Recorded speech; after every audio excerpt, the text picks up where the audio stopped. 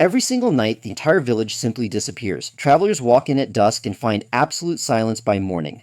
Nobody believes it until they see the empty streets for themselves. But here's the part nobody tells you about the place that should be full of life. You arrive expecting ruins, but the evidence is everywhere that people were just here.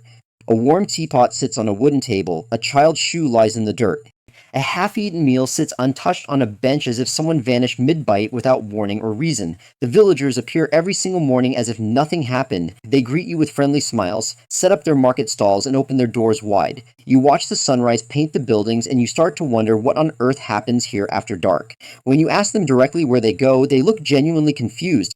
They have no memory of leaving, no gaps in their stories, no strange pauses, no hesitation. It is as if for them the night simply never existed at all in the first place. So you decide to stay awake and watch it happen for yourself. You sit on a hillside with a blanket and your eyes locked on the village below. The last light fades and the first stars appear. Then one by one the buildings just fade into thin air. It is not destruction or some magical trick. The village literally becomes transparent, like a hologram flickering out of existence. The people walk to the center of town, stretch their arms upward, and simply dissolve into the cool evening air like morning fog burned off by the sun. Here's what makes it beautiful and why it matters.